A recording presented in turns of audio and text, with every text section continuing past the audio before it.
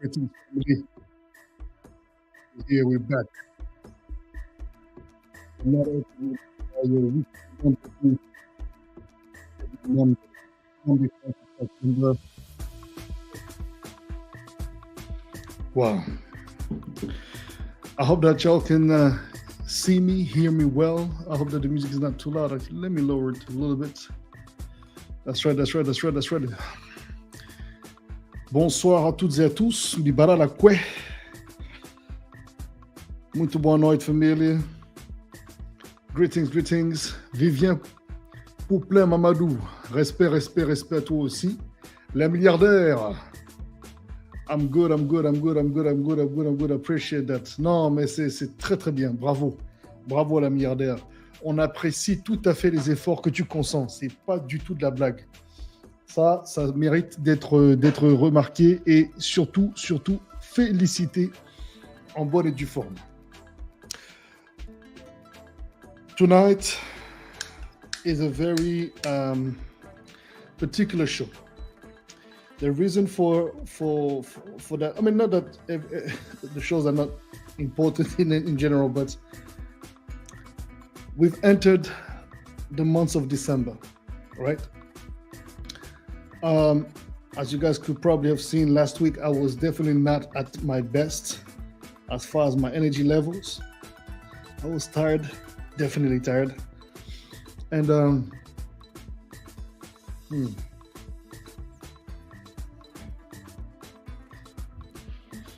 I must say that it was not necessarily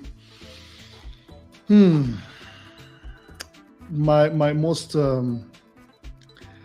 dynamic show to date. But nonetheless, it was not that bad. Today, on this 58th episode of MQT, I would like to dedicate today's conversation to parenthood and honoring both my parents who are no longer with me physically. My father transitioned back in 2014, on January the 27th, 2014. And my mother passed away this year in February, on exactly the 15th of February. And December is usually a month for me that is not necessarily synonymous with as much joy as most may, care for it to be. Not saying that it's not a joyous month, because it is. I mean, we're celebrating the end of the year, we're celebrating or taking stock of what has happened through the year, and making sure that we plan accordingly for the next phase. But in that process, my life has been changed in so many ways. When starting in December 2013, my father was diagnosed with, eventually later on in the month of December, around the Christmas time, actually, literally around that specific, today the 12th, around that time, he was diagnosed with what you may call a leukemia, severe form of leukemia, officially. But I won't emphasize too much as to why I'm saying officially, because this is not a topic. But however, yes, he was diagnosed with that disease, terrible disease, and I would have to say that through this whole phase of December, for me, as years go by, you learn to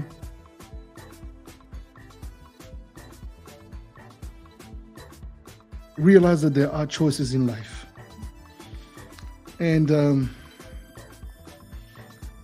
my mother was extremely pivotal in making sure that she sent me tools to keep my spirit up, strong, and focused. You see, when we go through turmoils in life, challenges of all sorts, if you happen to have a great relationship with one or both of your parents, you will obviously tend to fall back on their wisdom, call upon their capacity to advise you accordingly and help you sort of understand how to circumvent any sort of situation you may encounter. And that force, that energy is immensely powerful. It charges you up like nothing can possibly do that. Of course, if you happen to be a father yourself or mother, you might also know the feeling, that it is to have, the fruit of you. You're looking at you as you go through a rough time and tell your mommy, daddy, what's going on, and tell you everything's gonna be fine. I don't have that chance just yet, still, yet to find a woman with whom I'm going to be building that empire and, giving life, obviously, to, and hopefully, God's willing, to beautiful kids. But for the people that I know, including my close family members, and being an uncle, I love my nephews and nieces dearly. And I can see in them me as a kid, and you're never prepared to face the idea of losing one or both of your parents at any point in life. For you, they are to be alive forever, right? Which technically, if we're looking at our African perception of and understanding and concept of what, traditional African ways, death is not a linear thing. It's a circular thing. So it's a continued experience. We continue our journey in the spirited realm and eventually come back or, transition into becoming ancestors, etc. Different beliefs, different approaches to the topic. But the bottom line of the conversation is that death is only physical. And so my mother was very pivotal in really getting me into, when my father passed away back in 2014, she was very pivotal in getting me into all these motivational coaches. And she sent me a link about Tony Robbins. Well, an actual link of Tony Robbins giving one of his motivational talks on YouTube. And actually, it was a revealing moment for me, because a lot of the things that I had originally in me constituted as I evolved, as I grew to become a man, a respectable young man, going through, the different phases of what that means, and also understanding that, nobody is perfect. And so therefore you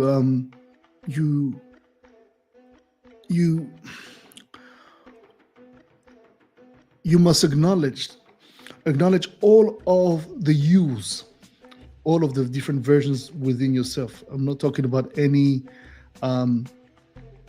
else but the many layers that constitute your being. The good, the not so good, the pretty, the not so pretty. And really try to become one with all of that. And trying to become one with the idea that your father is no longer. And that as much as it hurts like nothing you can describe, you're gonna have to live with that scar. It's a, a wound that never really heals. It's a scar that never really heals. It's there, and you learn to live with it. And every once in a while, it will hurt. And so, my mother, in her majesty, in her powerful ways, loving ways, managed to not only give me but my siblings a sense that it's going to be fine. You see, right before I lost my dad, so the year 2013 was, so I've been doing this music thing for 22 years now, right? So you have to go back to 2013, which is, well, 2023 is right around the corner. 10 years ago. 10 years ago, before that, I was in debt. I was an artist, struggling artist. I was not necessarily doing super well, but, pushing through. I was already making a name for myself. And on top of that, I was very resilient and extremely dedicated and committed to making my dream come true. Making my dream come true through hard work, perseverance, consistency, etc., etc. All those values that my parents had taught me, because though I was not necessarily born poor, I was not necessarily born rich neither. I've seen as a young boy, as a small boy, as a matter of fact, as a Pekin, as you would say in West Africa, in Nigeria or Ghana. I was, in all consideration, I was small enough to forget things, but I was also grown enough to understand that my parents were literally struggling and sacrificing food off of their mouth in order to feed me, up until I was probably 5-6 years old. And then my father eventually took a job as a diamond dealer, rough diamond expert in Central African Republic. And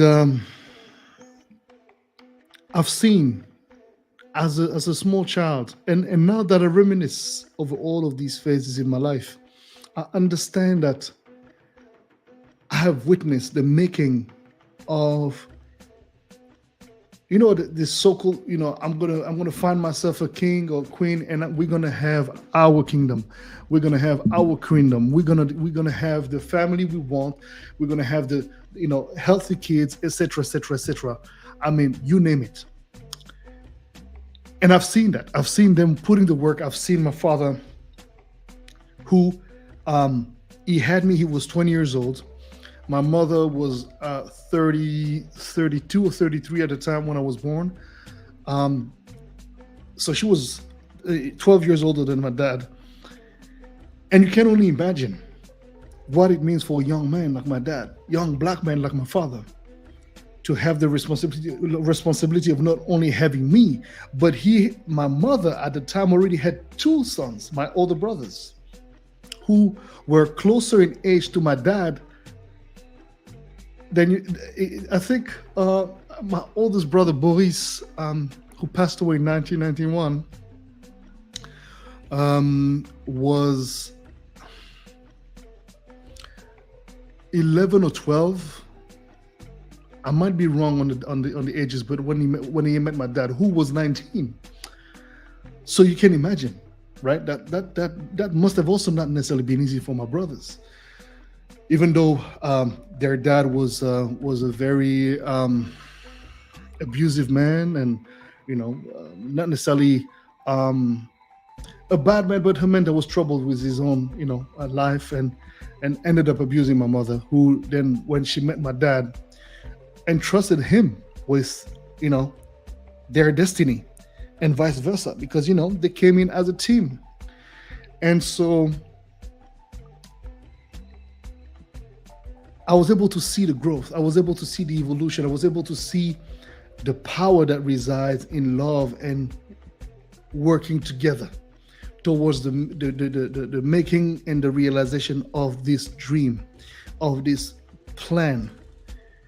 And I don't know if they had such a structured plan in mind, but they definitely were not trying to be poor. They were not trying to struggle, and they were trying to thrive and not be stranded in any situation that could be called or considered as similar to poverty. As we moved from the capital city, Bangui, and you have to understand, my mother left Belgium, where she met my dad, in a nightclub, as a matter of fact. They moved all the way to Central African Republic. She followed my father, right? 12 years younger than her. A man who is literally just out of his teenagers. He was 19 when he met her, 20 when I was born. So you can only imagine. And they went to Bria, 600 kilometers eastern part of Central African Republic, 600 kilometers away from Bangui, the capital city. And this is where the birth of that beautiful kingdom and queendom they've built together came to life. Resilience is at the core essence of the DNA of my family, from my mother's side to my father's side. On so many levels, very powerful women and men have helped raise the woman that my mother was and the man that my father was. And I'm not trying to like sugarcoat it with it being amazing and wonderful. It was very, very difficult. You must understand, you marrying somebody's child who is 12 years younger than you. So you're literally close as well in age to his mom. You know, you have to understand, right? So it's very, not that my mother was close like that in age to my grandmother, but the gap was not that crazy. So you have to go through all of these phases where families have to get to know each other, people have to get to accept each other, etc. And of course, my mother, you have to remember, my mother is a Belgian American white woman who has never been in Africa before, follows a young,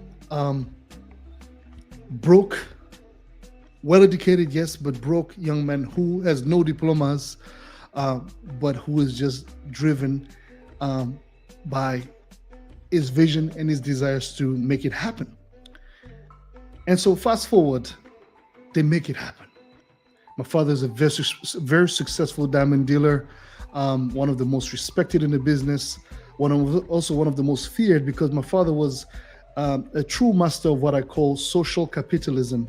He knew exactly how to make the millions and the billions while still redistributing the wealth within the community and beyond, which obviously led to create a lot of enemies for himself, because he was a man of principle.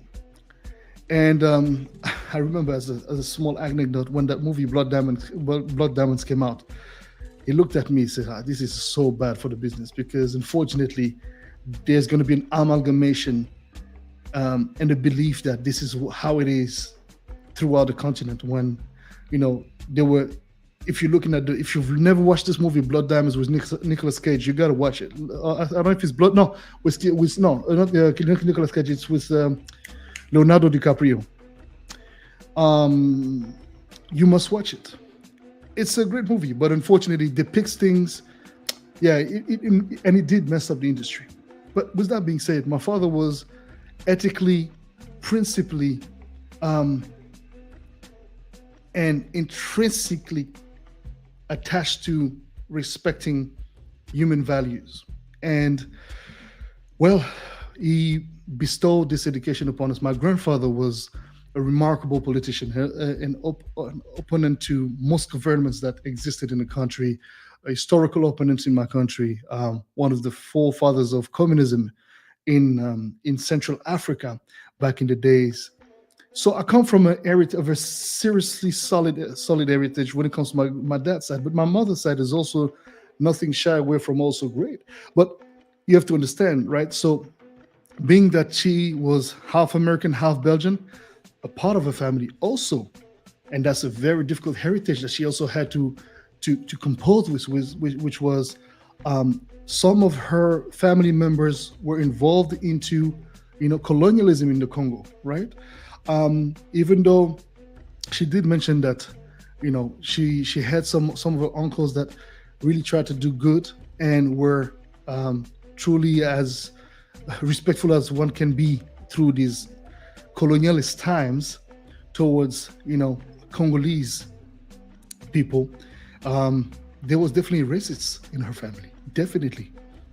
So she had to deal with that kind of trauma. But also her dad, my grandfather, my late grandfather, was a war veteran in World War II. Captain of the U.S. Marines, and a man who was decorated. I mean, crazy history. He met my grandmother during the war. My grandmother was a nurse, and he was a wounded soldier, and she healed him. She took care of him, and eventually, they went on to have kids. My mother and my uncle, my mother's oldest brother, who passed away many years ago, and my mother. And then my grandfather eventually separated from my grandmother, went on to marry another woman, and gave birth to two other siblings for my mother, my mother's younger siblings, whom one of them unfortunately passed during COVID.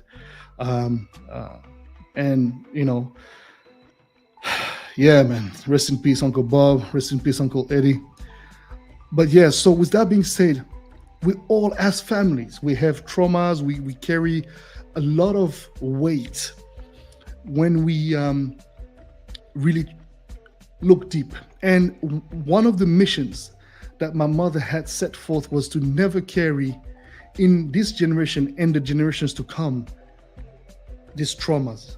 She really was intentional in making sure that we had to seize any spiritual, energetical connection with these aspects of the lives of the forefathers, the uncles, the grand uncles, all your ancestors, good or bad. At a certain point, their experiences, their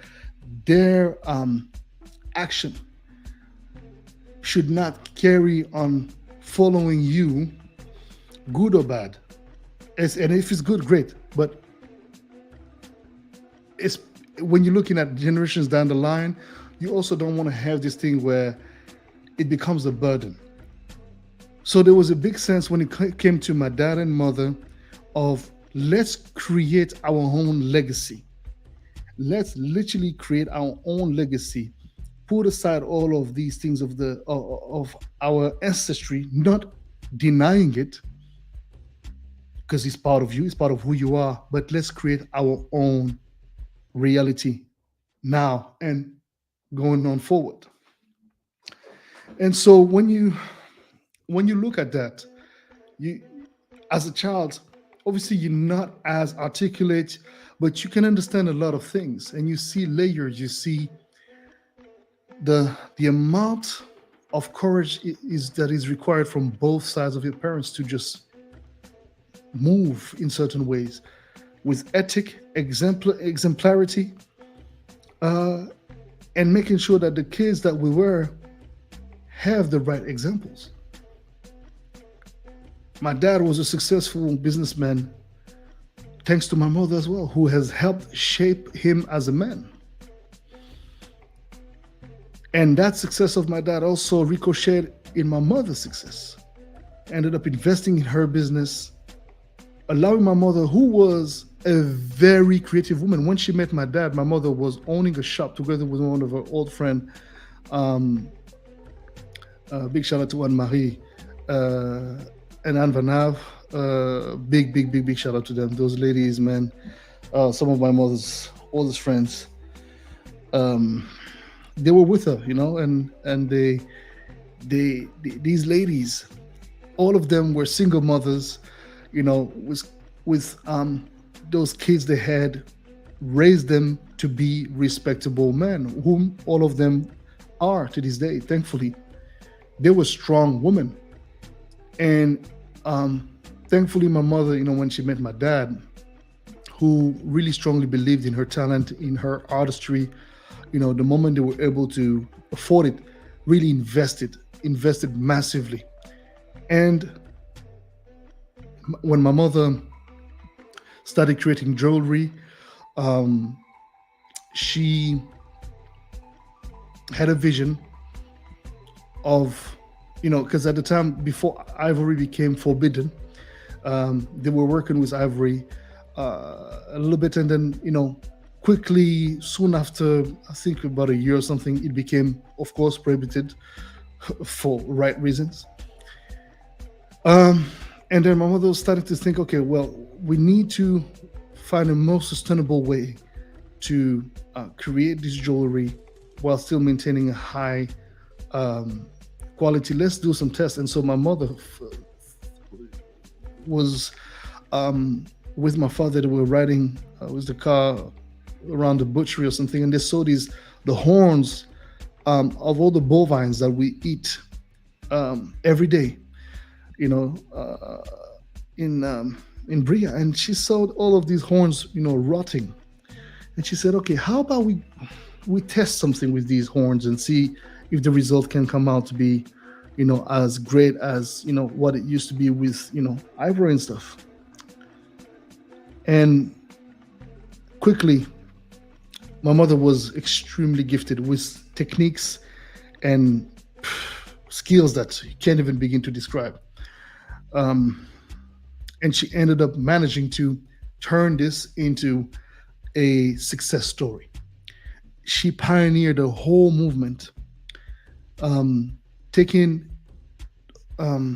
jewelry, African jewelry for the haute couture made in the eastern part of Central African Republic, 600 kilometers from the capital city, and providing work for hundreds of people.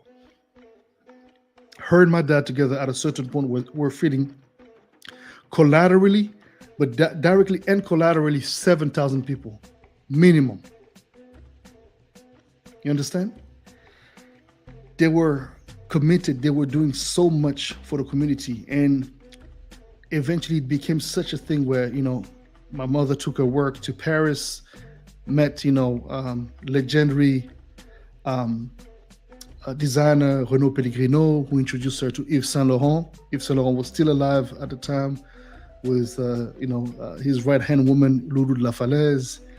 I had the pleasure to meet Yves Saint Laurent. I was still a young boy, and very I remember seeing he was a very particular man. But yeah, they loved my mother's work, and boom, haute couture, this, that, leading to another. She worked with Christian Dior, precisely John Galliano, Gianfranco Ferre,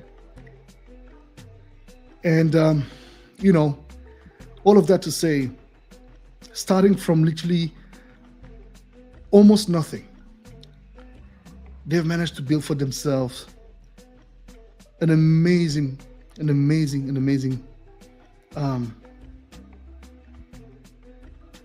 body of work, testifying their successful commitment. And you see, life has a very interesting way of sidetracking you. When you've not necessarily been financially educated,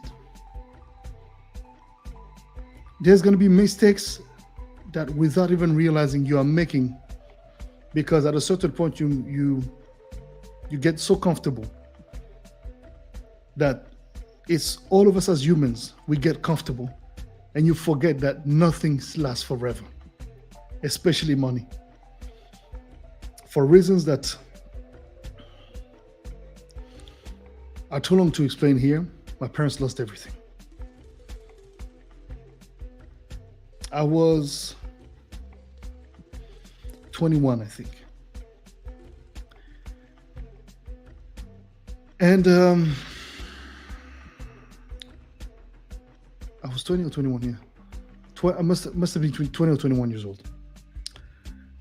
But you must understand, my education was, even though my father had, was running a very successful business. Him and my mother together was very successful. Um, he and her have always taught us, my siblings and I, that none of this that they managed to do and work for and make happen was ours. We had to earn our own. It was a way to make sure that we woke up to that reality, to understanding that just because now is good doesn't mean that you got to think that this is all for granted. And this stuck to my brain. I remember I must have been 15 or 16 when my father dropped that. At the table we were having lunch. It was lunchtime. And our tradition in the family, we don't have lunch or dinner. Lunch is very important. Dinner, well, you can do your own thing, but lunch was extremely important because we were homeschooled, and my father would come off work, and we would just have this moment at the table and just speak, talk, etc., about the day, and very, very much oriented towards understanding what was going on in our brains, etc. And my father was a very strict man. My mother was more relaxed, but my father was not taking any bullshit. And so rigor and expectations of excellence was definitely part of the motto in the house. And yes, you might say that this was too difficult. Today's generation would be like, oh my God, I can't do this. I want to cancel you shit. I mean, whatever. No, you can't cancel your own dad, man, or your mom. I mean, you may try, but at the end of the day, I mean, this new generation can do whatever the hell they want. It seems like it's okay, but you would never dare responding to your dad or your mom. And yes, some of the punishment, some of the rigor seemed a little bit abusive, seemed a little bit too much. But life can seem to be too much. And if you're not being prepared, with love, of course, because you don't have to be an asshole, but sometimes you gotta look like an asshole. But it still comes from a place of love, because you don't want your child, when things get hard, to get soft. You understand? Even though it's okay that you may be overwhelmed by the situation, you gotta pick yourself back up and keep it together. And so we benefited from this beautiful and loving, education, strict as it goes, as it can go, and as it can be. Anyone who is an African dad knows exactly what I'm talking about, or an African mom for that matter. You see, when my parents lost everything, I was therefore prepared for that eventuality. And so we're there. But of course, you never hope for that to be, because to be the case, and you put things in place so that if any hard times hit,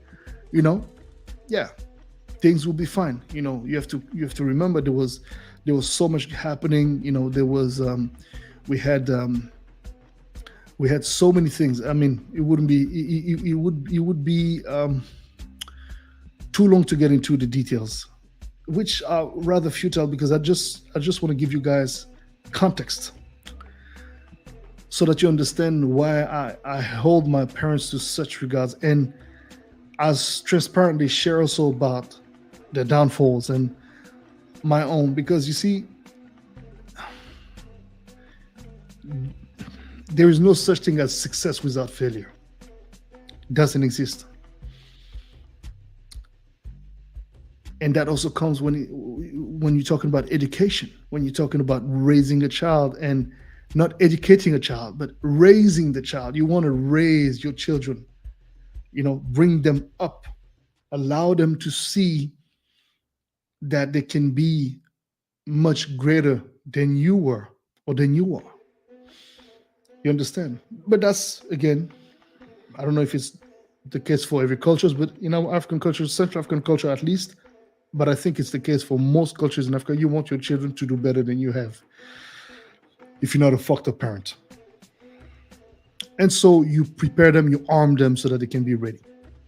And in this case, I was prepared, armed, I would even say formatted to be a rock, to be a um, a source of stability, and a reliable person in life, which comes with its goods and not so good parts. But the bottom line is that it helped me keep it together.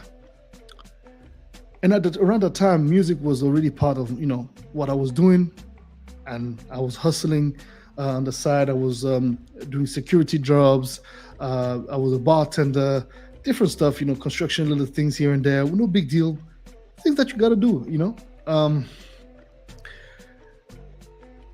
And my parents, even through these hard times, made sure that we still had a roof on top of our head, and we had a roof on top of our head, which was a blessing. And we all lived together for many, many years, and that comes with this conflict, with these complications. I mean, when you're looking at, rough times, and you're like, okay, cool. Well, what we're gonna have to do, we're gonna have to regroup, because, through these rough times, if we are splitted, we're gonna end up, yeah, it's not gonna be good. So let's gather forces. Let's try to run this intelligently. And I ain't gonna lie to you. When you live with family and everybody's starting to evolve, people have their girlfriends, fiancés, husbands or wife, whatnot. Things can be complicated, especially if everybody lives under one roof. And thankfully, my parents had rather big property, so it was all right. But the thing is that, when you are on the verge of losing everything, there is nothing like family. And it helped, as things were bad, to keep whatever could be kept together.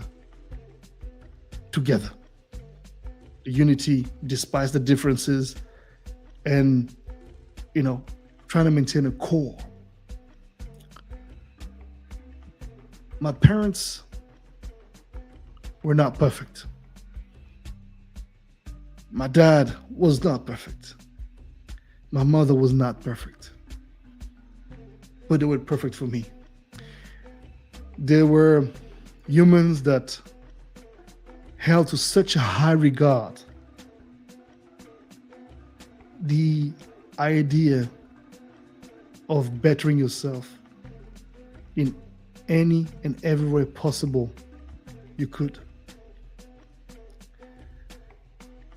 They were people that brought light wisdom wherever they would go.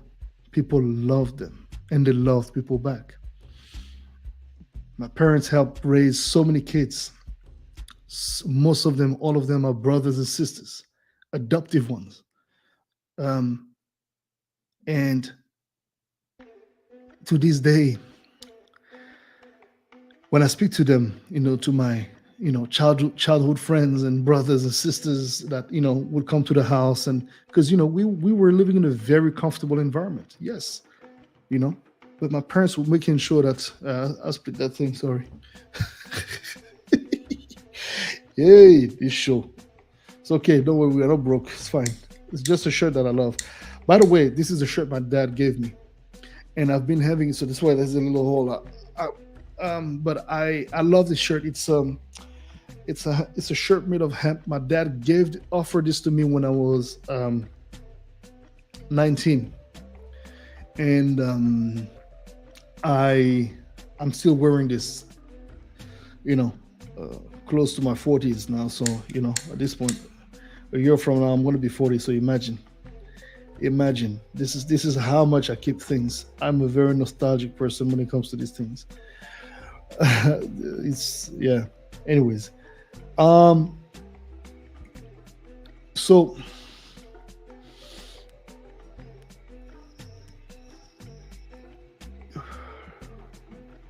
before I lose the train of thoughts, as I was thinking, as I was lighting the cigar,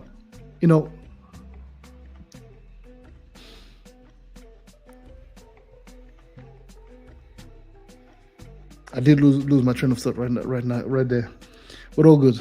I'll get back to it. The point I'm making here is this: as imperfect they were, they made sure that we had the basis. They made sure that we understood that you can still be and you will still be a human. But as I said, earlier, you've got to aim to do and be better. That for me is something that I will carry with me to my grave, and I will make sure that, and I'm making sure that I transmit this to every kid in this family of mine. I'm the first children so from all the grandkids, the nephews, the nieces, I'm the first born on my father's side of the family. So my father was the first to have a kid. So I'm the eldest of all of these nephews, little cousins, etc. And so you've got to understand, a lot of pressure kind of like lays on your shoulders when you are the first. I think I've spoke about that before on one of the quarantine MQT, one of the quality talks that we've done before. But as much as it was heavy, I was very lucky to have some of the helpers at home, whom some of them were family members, explaining to me why was I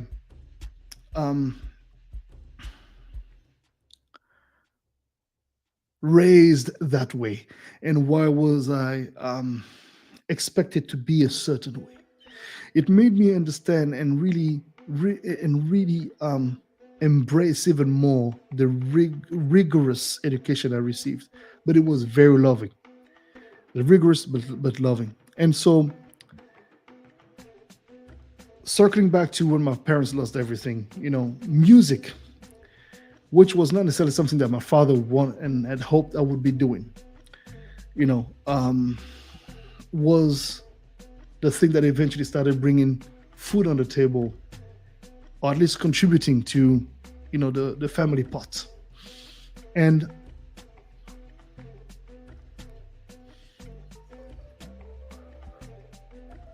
to this day, I'm profoundly thankful to both of them for having nourished in me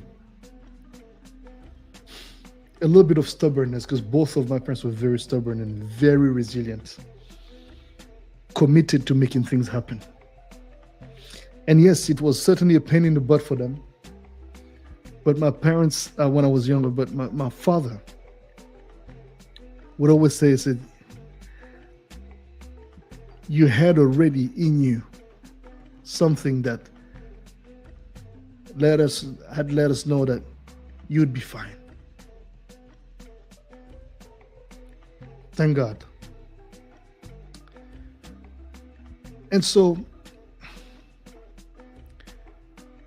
when I look back at all of these valuable lessons, those valuable pieces of knowledge that my parents gave to us, my sisters, my brothers, it is the very energy and the very vibe that is carrying us now and allowing us to be who we are to this day, and carrying the torch and carrying the legacy. You understand? So if there's a little noise, I think my dog is actually snoring behind. That's her favorite job to do. Hey, Lord, this dog snores.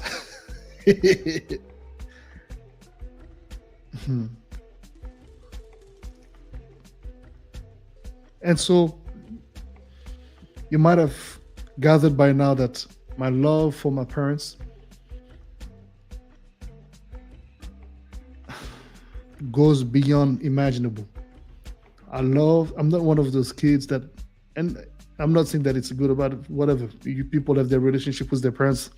I'm not here to judge any of that. And I did say my father was far from being perfect. But as a matter of fact, as far from being perfect as he was, he had he gave life to my two younger siblings outside of his marriage with my mom. And as hard as it was, as distressful as it has been for us all in the very beginning, my mother displayed a level of um, grace that I I'd never seen ever, really. And that's not to say that they, and believe me, they loved each other so much. Like, yo, you have no idea, man. My parents were they were in love with each other, even when my father passed away, and my mother, even, just um, days before she passed, was telling me, she said, no man will ever love me like your dad has loved me, and I have loved your dad, despite all that had happened. He was the true love of my life, and I know she was the true love of his life. Why am I sharing this with you? Is because we are sometimes quick at judging, at you know, um, taking a patronizing position and attitude towards people that have probably, yes, indeed, you might say, bullied or roughed you up into staying in line, when they were probably not doing. They were doing everything that they asked you not to do is what they were actually doing. Possibly, you're right, and you have all reasons to feel like somebody betrayed you, because in a way it is. But at the same time, you've got to be given boundaries and rules, and from that, grow to understand that, well, this is what I've learned, these are the values I've been given, and I must now see what off of these values and off of this education and off of the life experience that I've gathered through observing what my parents made as a mistake, and as what were the success and mistakes, and see from that how I want to conduct myself. You see, it's a guideline. It's a beacon that allows you to find yourself whenever you're lost. And yes, of course, interestingly enough, some people, no matter how grown they can be, they can still resent their parents for things that their parents have told them of done or done that was contrary to what they were actually told. And the inner child is profoundly hurt. And so one of the things that really was helpful for me as a man and in my development to truly embrace my manhood was not only working on myself, was not only diving head first into everything that was motivational, everything that could empower me, that could give me a better sense of self, anything that could spiritually uplift me, through my research, through my practice, through also what I embraced as far as not a religious path, because I'm not a religious person at all, but I'm very spiritual. And yes, I do believe in God. And yes, indeed, I do believe that there are forces at play in life. Some of them are, vouching for light. Some of them are vouching for darkness. And indeed, it's not a binary thing, but up to a certain point, it comes down to a very binary consideration of the whole concept of light and darkness. Even though there's many layers of grays, yes, but at a certain point, again, all of this is your education and your experience in life that allows you to then start forming thought process that will help you define what is what for you. And so some may say, look, you're sharing too much. You have to understand. In this time and age, you see so little being shared in a truthful manner. And yes, this is the public space, public environment. But the fact is, I've learned from my dad one thing. When I confronted him about his mishaps and his mistakes, he said to me, my son, I understand you're very angry with me, and you have the right to be angry and to feel like, you've been fooled. But you cannot judge me, even though you have that right. And yes, technically you can. That's between you and you. But you will learn as you evolve to be a man that, and by men, I'm not saying just, that was a man-to-man conversation, but it's more when you evolve to become a grown adult, fully grown adult, you're gonna have to own up to your bullshit. And nobody's perfect. You're gonna have your downfalls. You're gonna have things that, click with you, things that don't click with you, and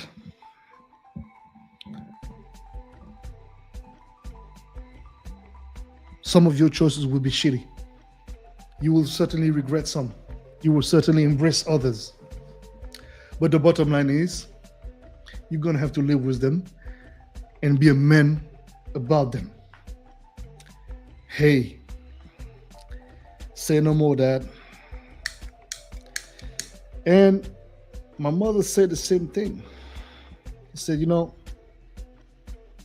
my mother was very loving, very forgiving. Not stupid, believe me. Because people tend to think that forgiveness is stupidity. Forgiveness is removing any burden from your shoulders. When you forgive, even though you may have gone through shit that, most people say, you shouldn't forgive, you should. Forgiving is the biggest slap in the face you can give anyone. But on top of that, it's also the release of any additional burden you do not need in your journey, in this experience we call life. And now this takes me to my mother. Because tonight, I'm honoring my parents. And by honoring my parents, I'm acknowledging their humanity, their fragility, their power, their strength. And truly acknowledging that what they have given me transcends matter.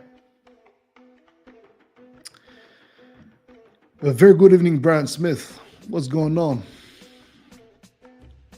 Talking about parenthood, talking about honoring our parents, whether they be gone or still be alive. Forgiving. I did forgive my dad. I forgive my dad. Again, I'm one of those kids. I love my parents equally the same. So when my father, as a man, and respectable, said, yes, I fucked up. You're right. Now what is done is done. And you know what? You're also going to have to take responsibility, because even though it's not your doing, but my doing has an impact on you now. And you have the choice. Either you own up to the role of the leader that you are, which means sometimes having to deal with shit you didn't cause and ask for. Woo! What? Now here I am, having to talk to my dad like I've never spoken to him. My dad was not the kind of dad that you come and talk to in the No. He was cool, but try to talk to him in a razor tone to a degree that's not correct. He's gonna tell you to fuck off, and in a way that you will realize quickly that no. Let me realign. Mariana Barry, what's going on?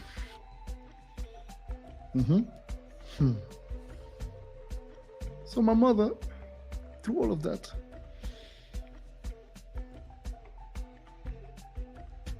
had nothing but love in her heart. To a point where it was even making me mad. And I was sometimes hard with my mom. And that is one of the things that I have to say. I have to continue working on forgiving myself for, because I think I was a little too hard with my mother. God rest her soul. Because sometimes I felt like she was too kind. She was too much about peace and too much about love. But she was right. And now that I am a pillar more than ever, an essential and important pillar in my family, more than I ever was, I realized that being a leader is nothing easy. Not that I didn't know before. I knew before, but I had not experienced it in that way. I had different forms of experience of leadership, but then I still had my mother. She's the pillar, she's the queen.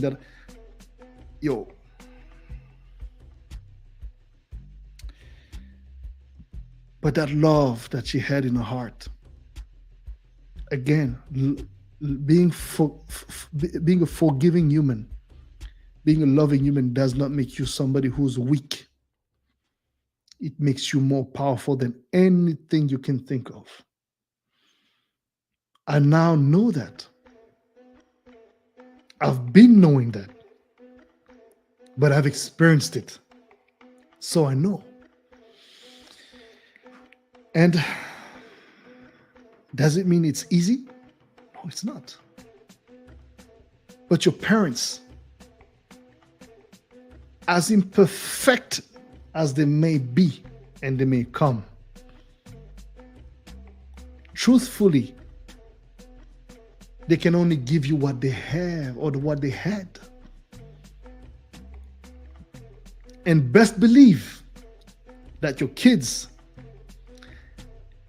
will suffer from the lack of or the too much of you will give them or not give to them. So let's not be so prompt as to judging with a contempt and disdain what our parents may or may have not done. Because it is easy to criticize when you yourself have not been necessarily strong enough to confront your darkness. You understand? Being a woman or being a man is nothing easy. You must deal with so many things that makes your personality as complex as it gets. So that when you start embracing somebody else, those are now two complex humans coming together, trying to figure each other out. And this is essential to understand. That if you don't do the work as a man to understand that your manhood does not reside in, and this is something I'm very, very proud of my father for having known, but he learned that from his father. Commendable. My grandfather used to write poems and notes to my grandmother, especially when he had fucked up, whatever he may have done, been working too much, whatever, but poems, some of the most amazing poems. My dad and my mother never argued in front of us as kids. My dad never rolled his hands on our mother.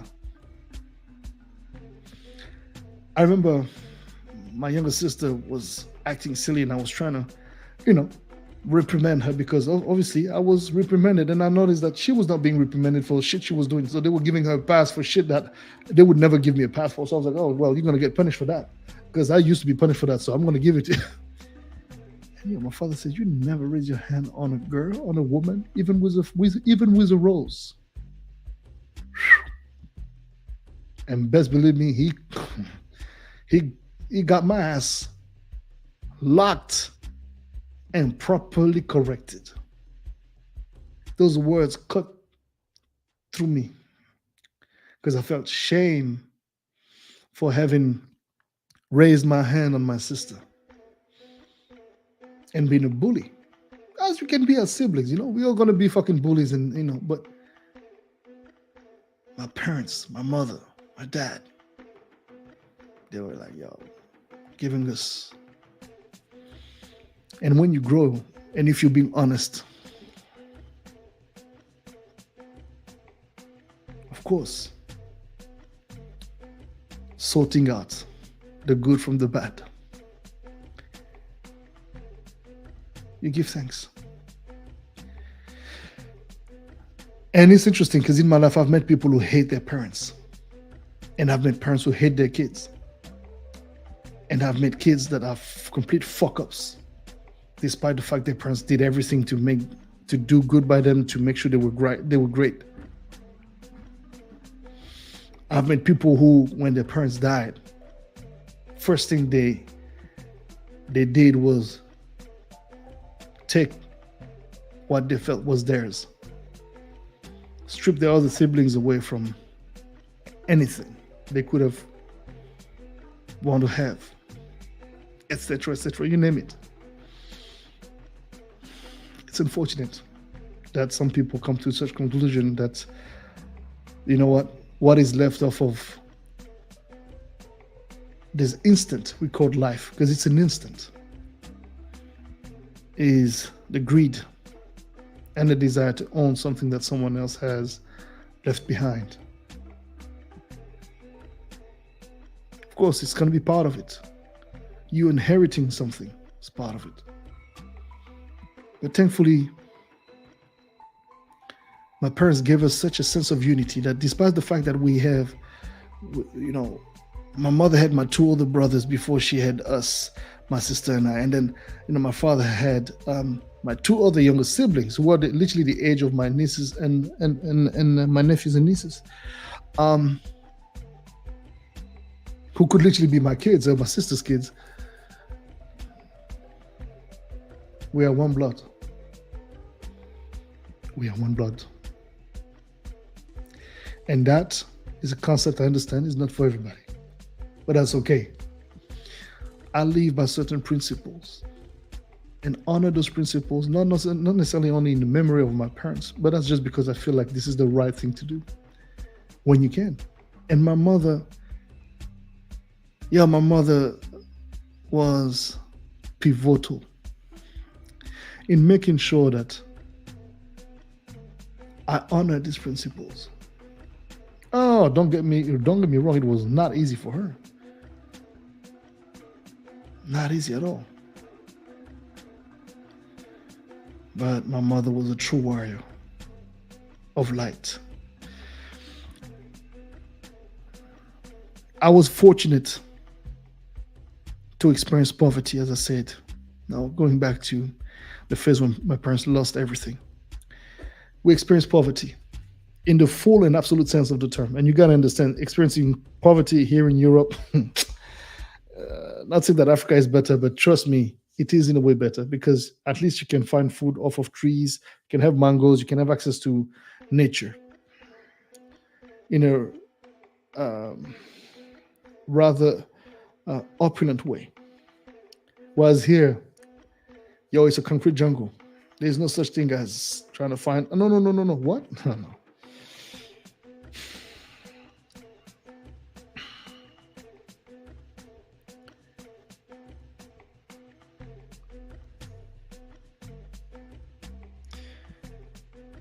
I've seen my dad trying to rebuild what he had lost. And he worked on that. Modibo Jallo, Kob Chokodi, Anisu.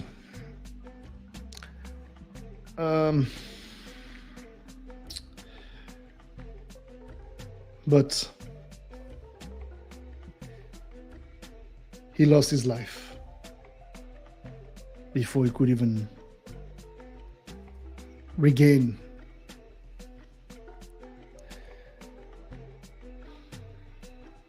what he had lost.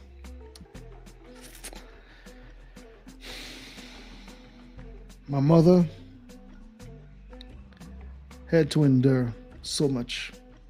We had to endure so much, my sisters, my brothers, myself. Music saved me in so many ways.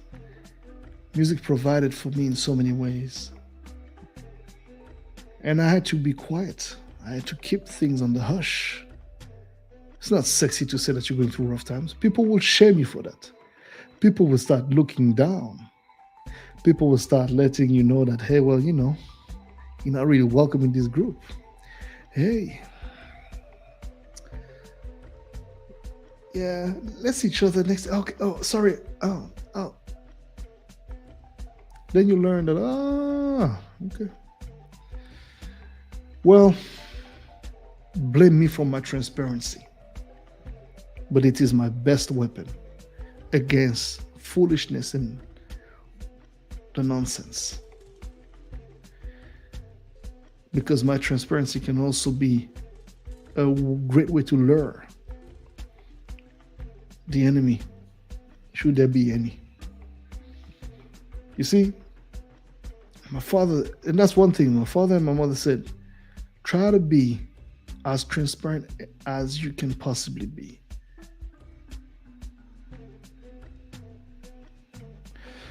You see, if you're going through a tough time right now,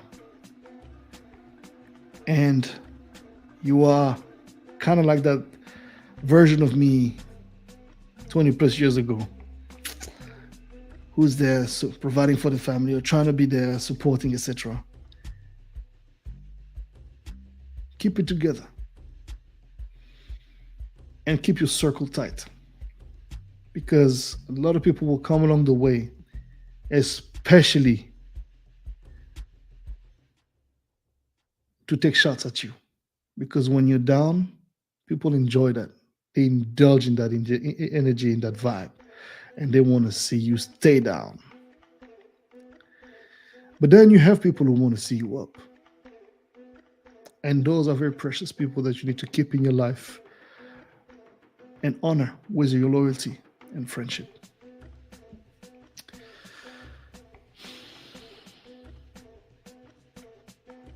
My mother, who from the city of Bria, 600 kilometers away from the capital city, Bangui, Central African Republic, single-handedly, I would even say, well, together with her team, because her success is not just her alone. Her whole team, the guys that were working with her, creating the jewelry that she was doing with bovine horns, became one of the most impactful and innovative thing in the haute couture world. That, well, eventually, they took, she got taken advantage of, and she decided to just stop. After also we had Christelle, comment vas-tu? After we had to go through the coup of 2003 in Central African Republic, this messed up everything, and that's when my mother lost her atelier. There was pillages, and yeah, it was pretty fucked up. So they lost a lot. That's also around the time when things were hard, and so my mother didn't have it easy. Never. That's why we say we must honor our mothers, because our mothers have suffered pains that some of them don't even share, to keep us a little bit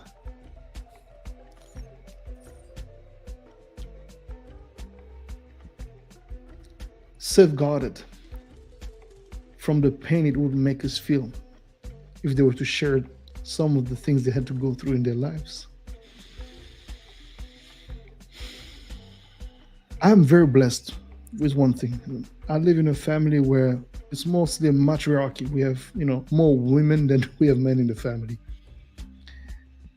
And all of the women in my family are very powerful women. Nobody's perfect. None of them are perfect. My mother was not perfect. but are perfectly aligned with who they are, owning it and trying to get better, be better. And this is, again, the motto of this whole education of mine.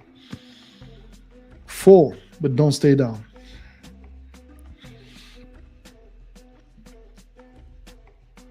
Il n'y a pas de problème, tu regarderas le replay après, tranquille.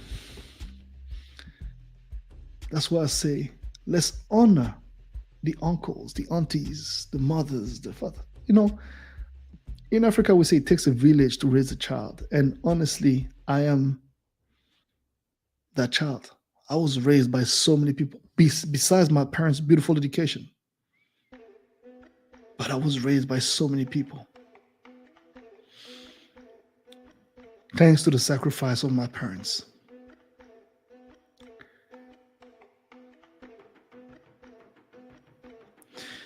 You see, when my mother passed away this year in February, on the 15th of February, it wasn't expected. We had absolutely no idea that life will take such a turn. No warnings whatsoever.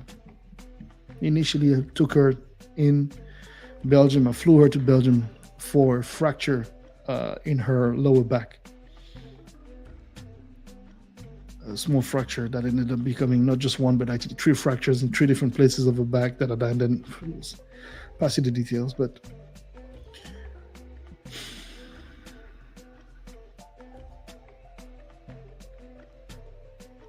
it feels surreal. To this day, actually, 2 days ago, not this weekend, I did nothing. I just stayed home. Obviously, these past 2 weekends, I've been here. I've not been traveling. I've been here just, working. And then this weekend, I was like, I'm just not going to do nothing. So I started to look through pictures and, just try to add pictures to an album. And then as I go through the pictures, I see a picture of my mother's body that my sister had taken.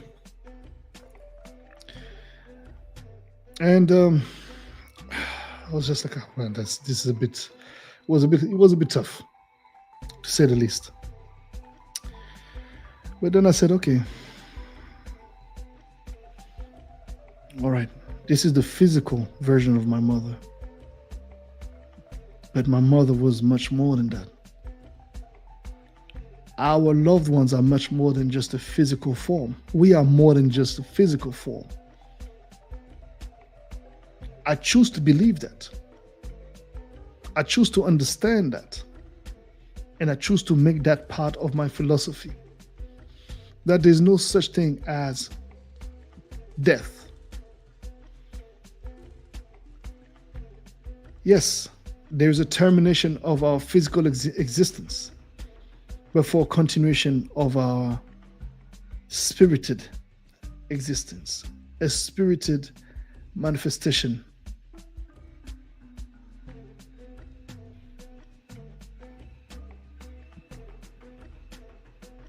You see, as I said earlier, December, January, February are not my favorite times of the year. It was not already my favorite time then, when my father died on the 27th of February, but even less now since my mother died on the 15th of February. But you know what? Even that, what is it? It's just an experience called life, because death is also part of life. As hard as it is, I need to do my best to stay focused. Just like my mother, when my father died, a couple of months after he died, she sent me that link, that Tony Robbins link, and dove into it, and it helped me keep it together and sharpen even more the man that I am today. My experiences, my mistakes, my choices, helped me build who I am today. My mother was, our mothers are coming in so many different forms, shapes, style, personalities. Some are really hard, some are very soft, some are a bit of both, etc., etc. But my mother was very, yeah, she was a very loving human, as I said before. So when I flew to Portugal, after going through all these phases of struggling and still making it happen, because you have to understand, this was the point I was making in the beginning. In 2013 was the first year I came out of debt. I was, after, on est d'accord Christelle, la fin du corps n'est pas la fin de tout, absolument pas, mais ça reste difficile. You see, I had covered up all my debts, I paid off the bank, I was good, I was back in the green, and some extra. Then my father got sick. Well, my father was poisoned. It is a common thing, unfortunately, in our continent, and not only, but yeah, in our continent, it's a common thing, and especially in Central African Republic, it seems like it has become a bit of a norm in some realms. So from, officially, when I said officially died of leukemia, is that, some of these things will create in your body. It will result in what may seem to be a natural death, but it isn't. So when my father got sick, he was in Central African Republic, and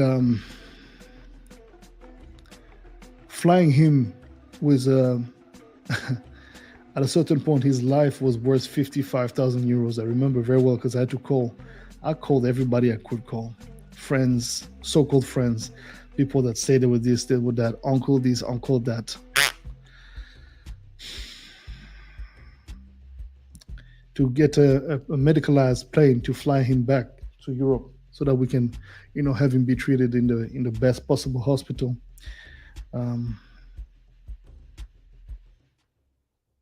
And so, when he finally made it to, they flew him to France, which is not where we are based. We were based in Belgium, Brussels. It would have made more sense, but obviously they know exactly why they flew him to France. But anyways, flew him to France, and all of this money that I had made, me being back in the green, this and that, I said, you know what? Fuck this. This is my father we're talking about. It's so good. I'm going to sacrifice everything I got. I got to be there for my dad. I don't care. So I lived in Paris for about 3-4 months. Thankfully, I had a very, very good friend of mine, somebody who has become a brother through these terrible times. And, I found myself being there and traveling just for work, gigging, and then flying right back. And using that money to pay some shit, like little bills, whatever, but then being there, working.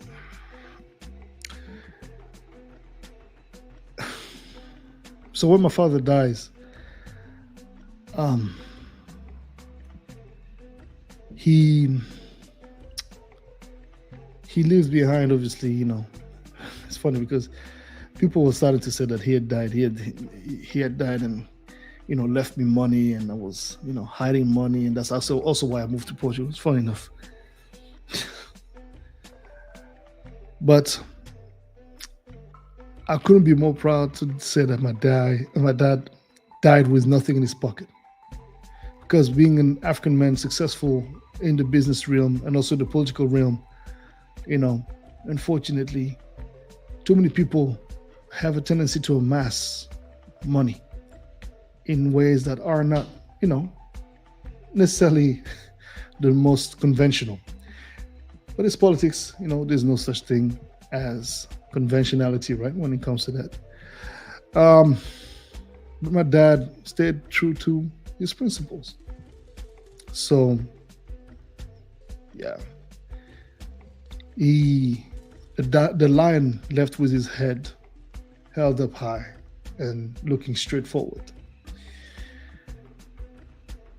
And my mother, the lioness that she was, oh man, such a strength. So thankfully, I fall back on my feet, working, gigging. I spent a little time in the streets, well, from couch to couch, but it's pretty for me. I never live my life like that. So yeah, it's not a convenient lifestyle. You depend on people's schedules. You don't want to be there overwhelming people with your presence. So you go out. Sometimes you don't necessarily have the money, but you got to get out, just giving people their space. Yeah. And so my mother was also in a situation where she, we both didn't have really a space to stay in. So, ended up, getting a spot. My brother-in-law, who's in the real estate, was like, "Yo, man, I got this loft. If you want to get it, that's the price. Let me know." At the time, I didn't have the money, but I said, "You know what, Mom? There's no way I'm letting you leave. And this doesn't make no sense in my system. I'm not that guy. And you never raised me to be that way. So no, this is not a question. Tell him that it's cool." So yeah, confirm that first month rent. When you gotta pay the 3 months deposit, put that money in. I didn't know where I was gonna get the next money for the coming months, but I made it happen. I told my mother, "Relax. I want you to be comfortable. Don't worry about nothing."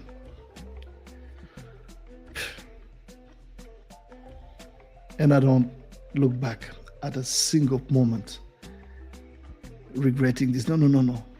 I'm so happy, so blessed that in a way, I didn't have a girlfriend, no kids, and I was able to be there with my mother. And we were there for one another. And we could actually constitute that basis that our siblings, my siblings and the rest of the family needed us to be. We formed a rock, a team. And she was the leader of that team. I held her on my shoulders, and following the direction she was showing. And then at a certain point I said, "Mom, you know what? I had enough of Belgium." At this point for me, much as I love the country, I lived here 17 years of my life.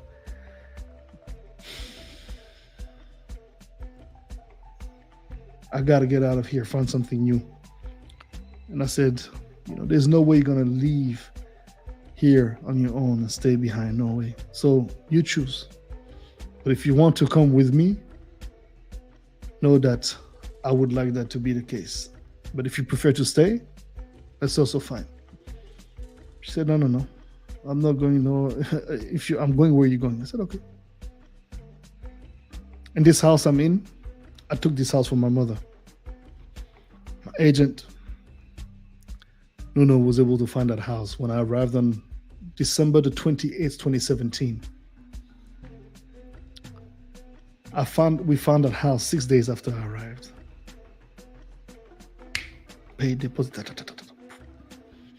6 months later, my mother arrived here.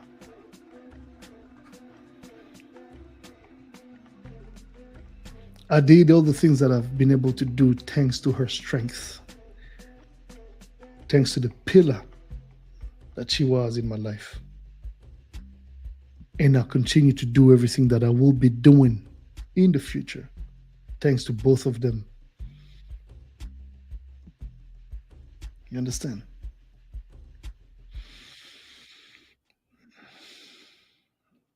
Life is very short. Life is very short and it's very precious, but it's also very long. We need to honor the gift that is life, and we need to honor the presence of the people that we have called our parents, that we've been blessed to have as parents, no matter how fucked up, because the choice is yours to also deconstruct some of the things that have made you you. You have to sometimes indeed destroy, deconstruct your education, re-educate yourself, but keeping principles, maintaining a certain direction.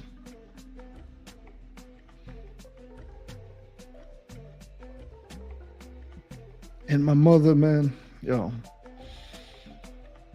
yeah, I remember she would say, it makes me so happy to be here with you and to meet with your friends. They are so lovely, so well educated. And that's another thing. Thanks to this education of mine and this sense of principles and me not tolerating bullshit. And of course, there was a few messy friends here and there, but not that many, thankfully. I've always had great friendships, and always, thankfully, majority, I would say 99% of the time, those people that are called brothers and sisters are truly there when I need them to be. And they're not that many, but there's also a very massive extended family that is also there, that has also been calling my mother mom, because she was indeed truly somebody just like my dad who could love you in the I would say in the same way they loved us, but yeah, because they understood, like, you're someone else's child, and just because of the fact that they could technically be your parent, they would love you. It's very interesting, very interesting way of living their lives, and that sense of loving is really something that I carry with me. You won't love everybody, of course. Not to say that my parents were saints and they loved everybody. No. It's nothing like that. It's none of this, idiotic, like, let's just love each other. No.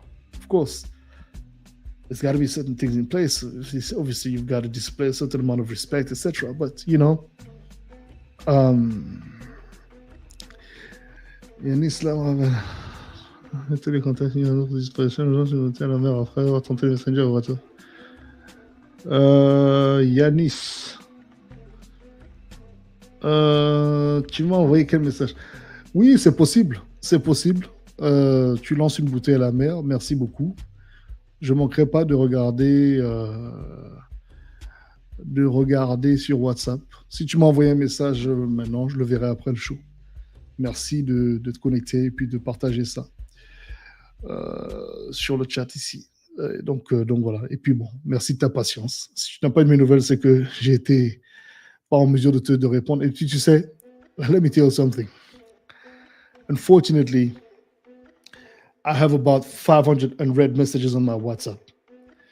I'm not saying that proudly, but to be honest with you,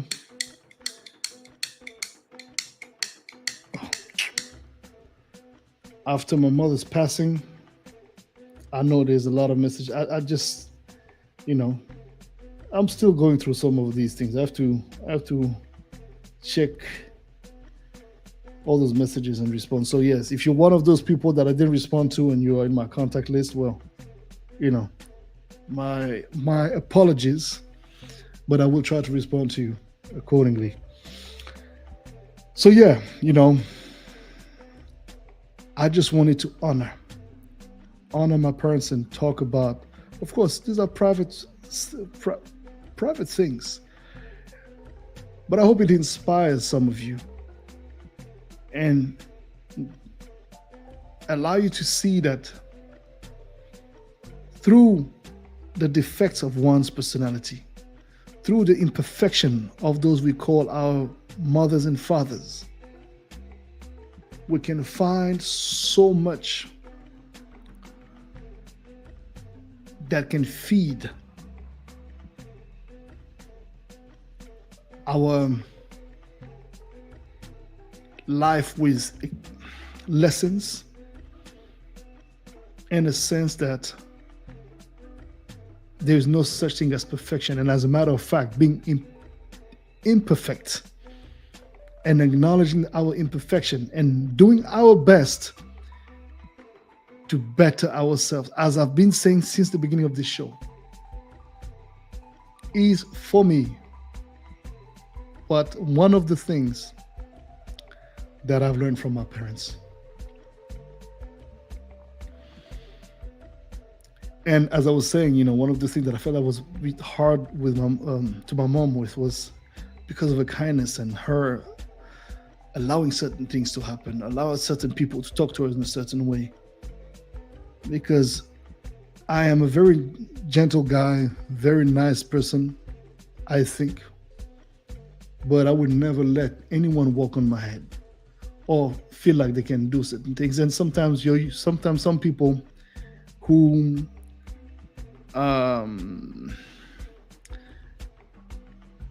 they nourish such a desire to not be into conflicts at all costs, allow certain people to behave certain ways that are unacceptable. It's unjust. And if there's one thing about me in life that I will hate more than anything, it's injustice.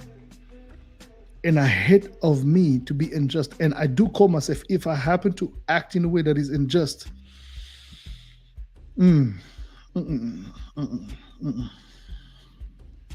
I will indeed, check myself and make sure I do better. And if there is one thing indeed that we also do as kids is that, I would never do this. What my parents, my dad, my mom did, I would never be like that. I would never. We repeat a lot of those ways of our parents, Of course, let's try to repeat the good ways, Not everything is amazing, of course. Not everything is perfect. But again, I'm a philosopher. I'm a romantic. I mean, I look like it, but I am indeed a romantic. And I do believe that, there is a certain perspective one must take on, the hurdles of life and smile, looking back.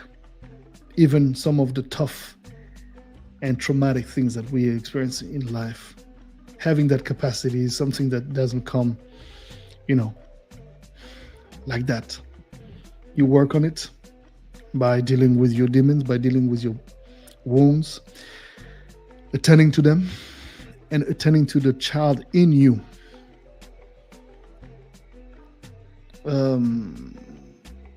And for me, this has been something that I thank my mother for, again, making sure that she nourished that deep sense that as a man, you can only be a man if, and we have so many constructions, obviously, right? If you actually have tended to the child within. Because we are all grown adults that truthfully are grown kids. We still, inside of us, there's still a little version of us that is still wounded and that needs to be taken care of. And that seems to be such a far-fetched concept, but it's as simple as literally just, and it's not easy, it's painful, but it's, sorry.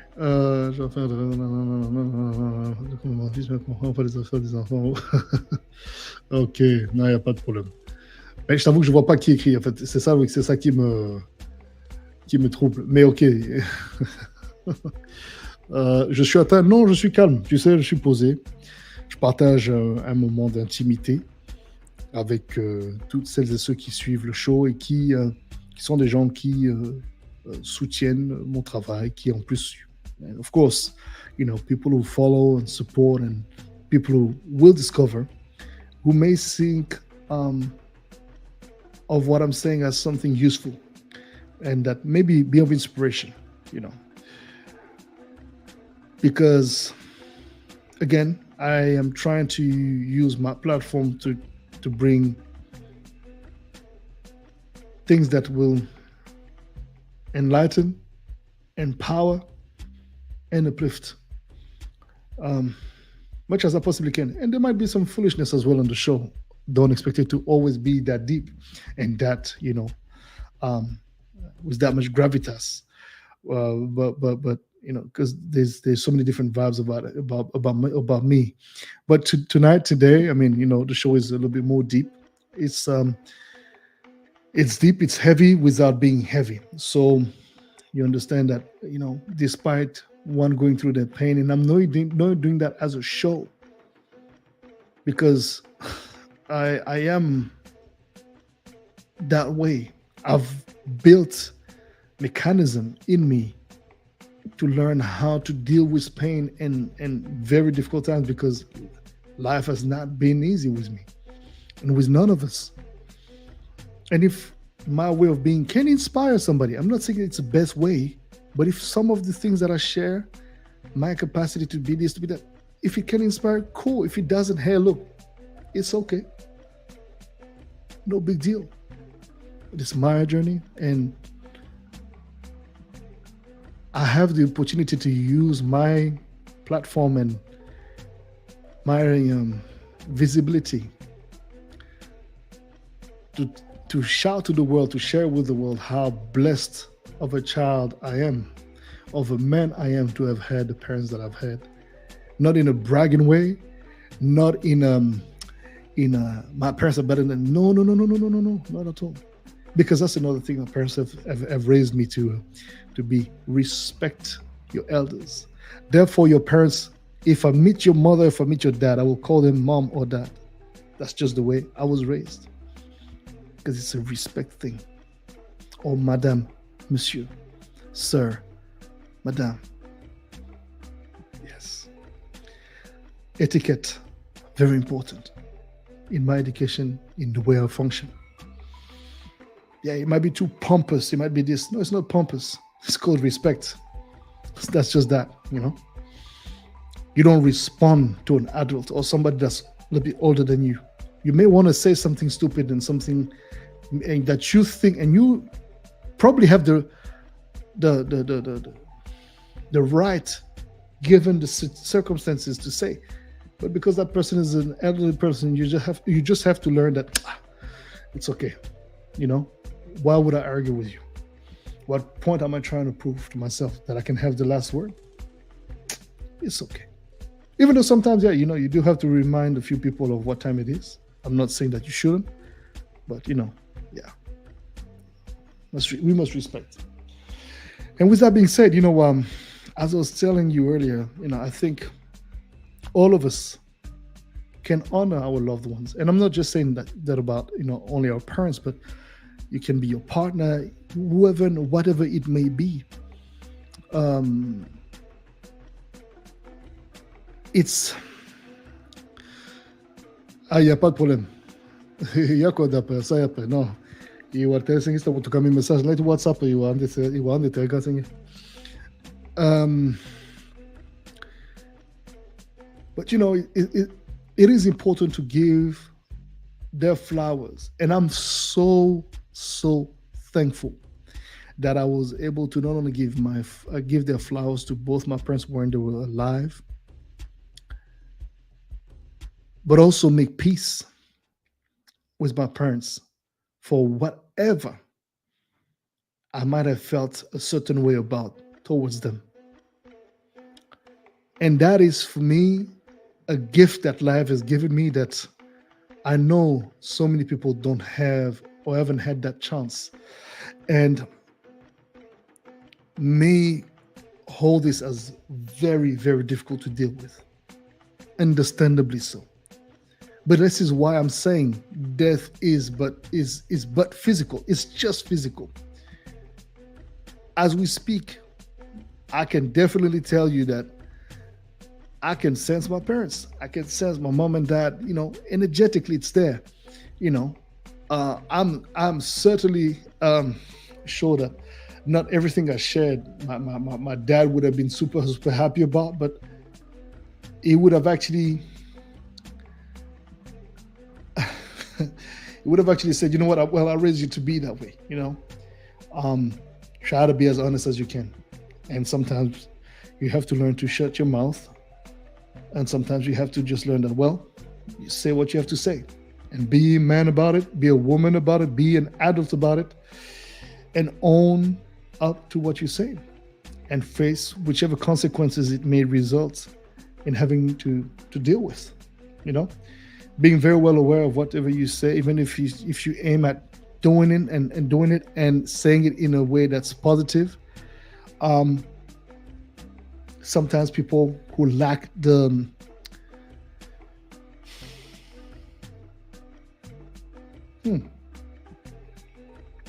capacity of taking a step away from the actual situation and observing it in detached way, may be able to understand it's okay. They might take sound bites and they might turn it into whatever they want to turn it in. The thing is that there is nothing that you can technically, and that's exactly how I live my life, there's nothing you can take from me against me, because I live in my truth. I live in my absolute truth, whether it be good, not good, ugly, not ugly, it doesn't matter to me, because nobody is perfect. Nobody is perfect, and there's no need to try to be perfect. We are beautiful the way we are, as imperfect, as indecisive, etc. We are who we are. We try to do our best every day that life gives us to be a better version of ourselves. And I think that ultimately is beyond religious beliefs, beyond anything. Just being a decent human being is required to be. It's like being decent. Decency pushes you to be accountable to yourself and to those you love, not only for their flowers, but for anything that you deem necessary to share with while we are still alive. And as we say in French, aimons-nous vivants. Let's love each other alive and cherish the memory of our loved ones who have gone before their time, because such is life. And again, there's no such thing as death. As difficult as it is to not have our loved ones physically with us, we must nourish. At least for me, I continue intentionally to nourish this force in me. Even in times when I'm very meditative and I look like I might be sad. Yes, there's certainly some sadness, but it's not sadness in I don't know how to explain it, but it's I call it a meditative state. I take a moment of gratitude. And yeah, do I wish that, things may turn to different ways? Of course, we always do. But we are not the ones to decide what fate is going to be necessarily. It's not in our hands. We can do our best, but we have no control upon what fate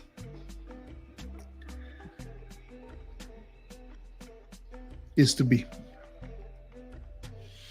But with that being said, I hope that you've enjoyed this show. Joel Amen TV, talking about them is a way to keep the memories of them alive. Indeed, absolutely.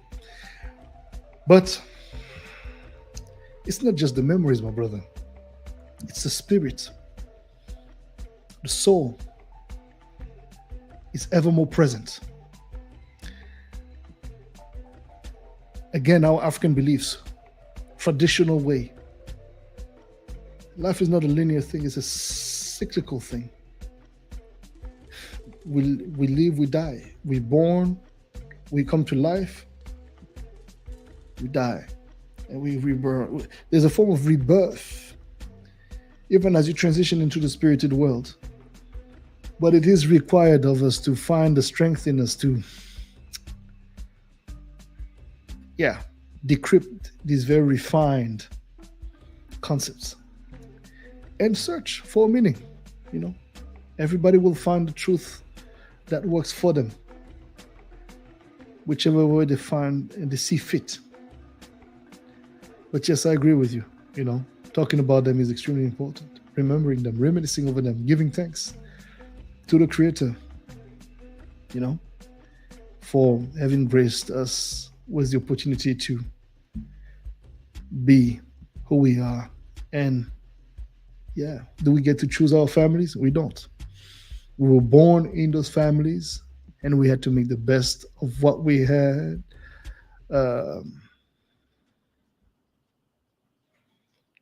To be who we are today. It makes us strong, makes us weak in some aspects. But long as we try to be better versions of ourselves, every day working at it, And one of the examples for that, for me, is the gym. I go to the gym every day. I don't miss the gym. Today, I was working the biceps today. So, with my gym buddy, my 62 years old gym buddy, Michel, amazing man. I mean, one of the most generous person I've had the chance to meet. This man, easily could be, is the age of my dad.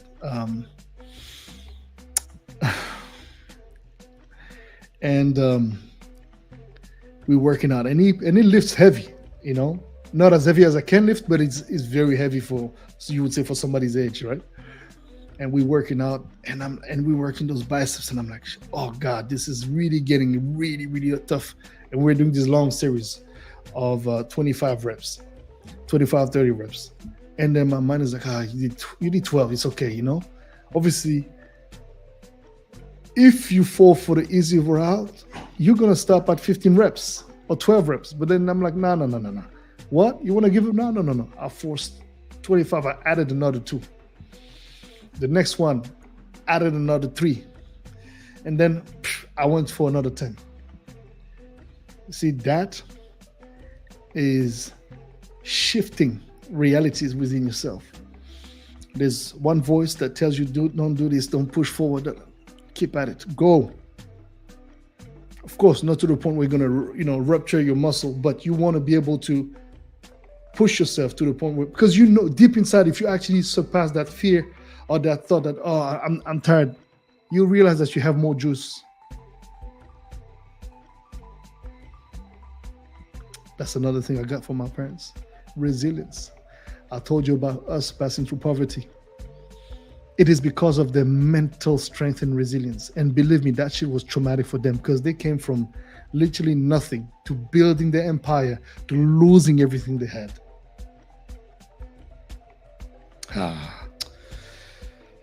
So you have to build your mental strength.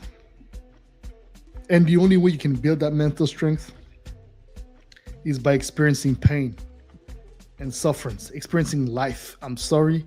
I know it's not what a lot of us want to hear, but it's just what it is. Because your personality will be defined through these moments. This is a make or break moment. There's moments in life when you're like, this is going to make or break you. So you choose what the outcome is going to be. It's powerful, man. It's powerful and beautiful at the same time, and scary. But hey, life is scary. Well, family, this was NQT number 58.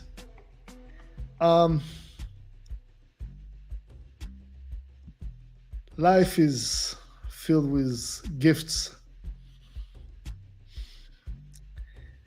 and its shortness is a gift. It forces us to humble ourselves in front of this thing we call death, and understand that it shouldn't mean we shouldn't live our lives fully with purpose and with commitment to honoring that gift. Also, you might have seen that I've changed the setup a little bit. The vibe is a little different, right? You can see, I got the little blurry background. Hein, Joël Amen, tu as remarqué, non? Huh? Absolutely. Let me show you a comment. Actually, let me show you a comments, fam. Indeed.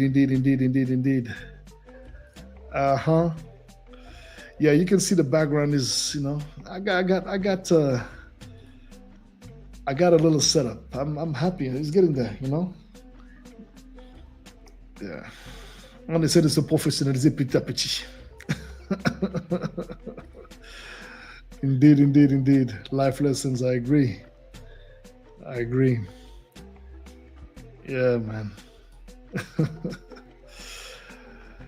Well, yeah, family, as always, an absolute and exquisite pleasure to share these moments with you all and to be there on a Monday. Yeah, one step at a time, my brother. We're getting there. No, le setup est mignon, hein? Moi, je suis content. L'image est pas mal. Voilà. Peut-être, bon, là, dès que je vais pouvoir, je vais choper aussi une nouvelle caméra. Mais tu vois, tu as le background. Bon, malheureusement, j'ai pas les. Tu sais, le problème, c'est que comme le setup fait que j'ai pas le, comment dirais-je, j'arrive pas à me positionner pour que, tu sais, mais en vérité, je pourrais si je me déplace un peu et que attends, il faudrait que je fasse ça ici, là. Je vais mettre, tu sais, le setting du microphone.